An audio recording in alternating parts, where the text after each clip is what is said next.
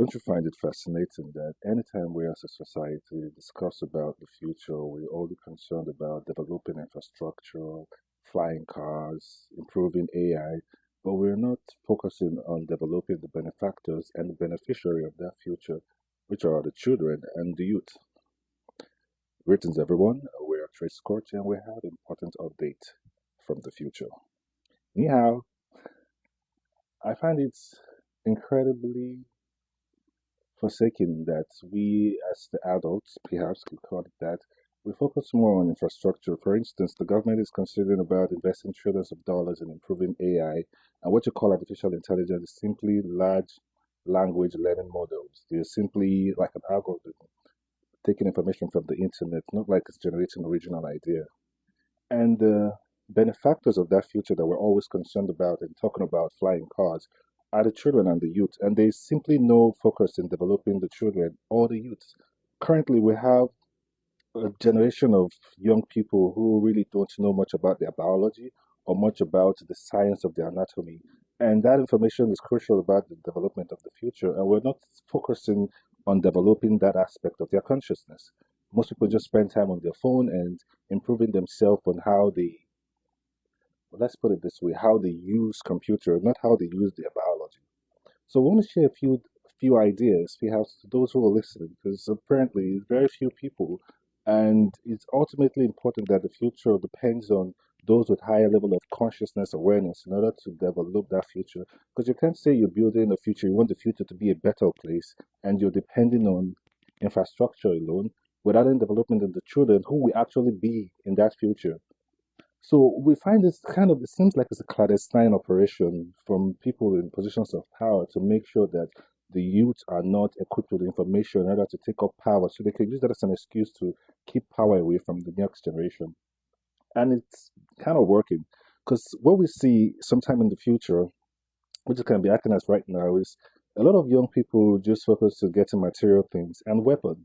And that's what I was find fascinating in our trends is that we saw a lot of young people using weapons to the point that you couldn't even travel through some certain routes because they are young people with guns who are able to just use it if they just feel inclined to. There's no focus on anything higher besides just unaliving themselves because it seems like the predecessors who acting are those who are the boomers or the generation X, we didn't leave much information for this. Kind of like we're forsaking the youth because they have nothing else to develop themselves with besides what we left for them, aka the internet and so many of all these low consciousness shenanigans that's being parodied on the social media. So it's important that there's some kind of voice of reason that kind of recalibrate people back to where they ought to be. And some of the things that we're going to share might seem fringe, but apparently it's factual, it's true.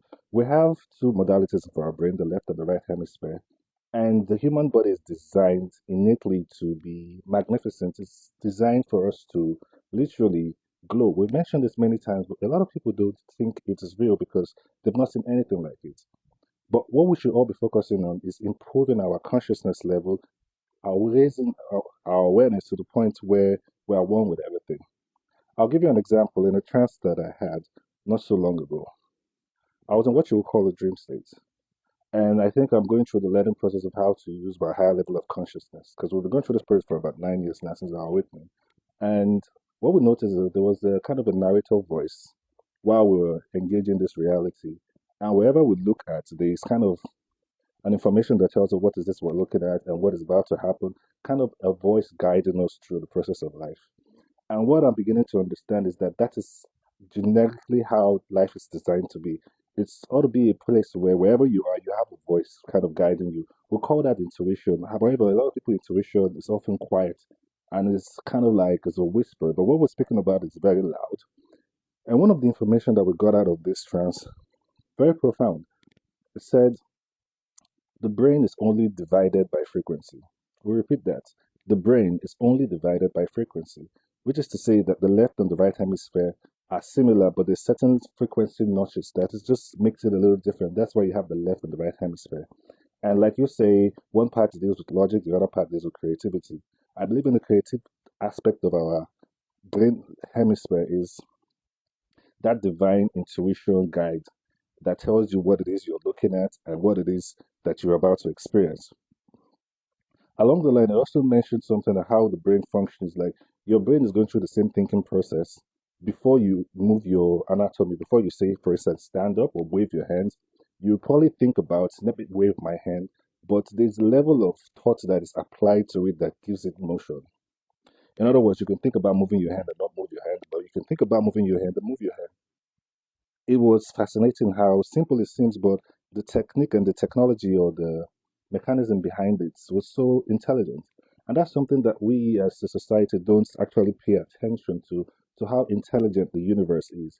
We see computers as intelligent, we see everything that is a part of the collective as intelligent, except the origin of the collective. It's kind of like people think what you call God is not so intelligent, but you believe computers are intelligent by the way they organize the system that we're used to.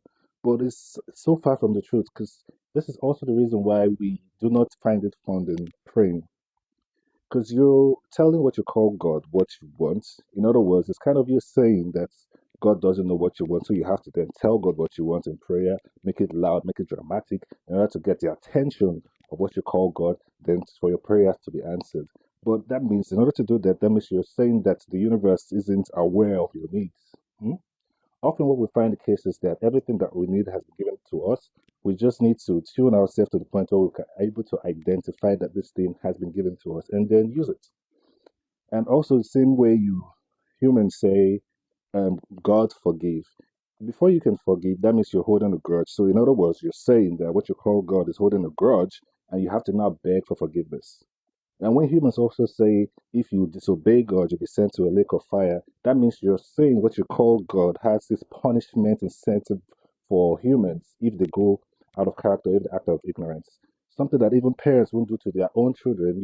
You're giving that relationship to what you call God, the most intelligent, magnificent design in the whole universe. You think that such a thing or such an entity, if there was one, is so myopic that they're going to hold grudges against humans for acting out of ignorance, knowing that society is very sick and people are only using the options they have in order to survive. And then you say that this divine, intelligent being is going to punish humans for acting out of ignorance. Is that an intelligent design? If you ask us, we'll say no, because what we find is that humans are already in heaven, what you call heaven. And that is a state of being where you're one with all things. It's a state of ecstasy. We've mentioned this before, and we're speaking from experience. We didn't read none of this in the book. And this is part of the information we want to share to the younger generation and also to the older generation because they kind of are so lost in their way that they think the system that they created is perfect. So they're perpetuating that same system because it's beneficial to them. But it's not beneficial to the next generation. Perhaps it was beneficial at a certain time, but for the present beneficiaries, it's actually not, it is not productive enough for the next generation and this present generation. For instance, you have something you call student loan and then you're paying income tax. Wouldn't it be more productive if you get student loan while you're studying, and then while you're working, income tax is used to pay off the credits from your student loan? That should make common sense. But you have a system where people go to school in order to study, and you're creating debts for studying to pay for study, and then after you graduate, you get a job, and then you're still paying income tax, and you're still paying student loans.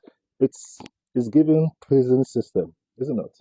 But think about it. If you have a system where people get access to credit to pay for their studies, and then when you graduate and you get a job, income tax is used to service the loan that you took when you were studying. That's brilliant. You can work with that. These are certain things that we need to start changing in place. The system that was led before our time is not perfect. There's no need to keep perpetuating that imperfection like it's the only way for things to operate when it isn't. Now, we also have a system where you have defense budgets. You spend trillions of dollars in defense in order to fight war. But how much is being invested in peace? Is there an incentive for good behavior in planet Earth? That's the question. Ask yourself. There's punishment for bad behavior, but no incentive for good behavior. So you can actually be a good person and live this good life and play by the rule. But the moment you just go out of character, there's punishment waiting for you, and that punishment is being financed by the state. It's kind of like they're encouraging people to do wrong.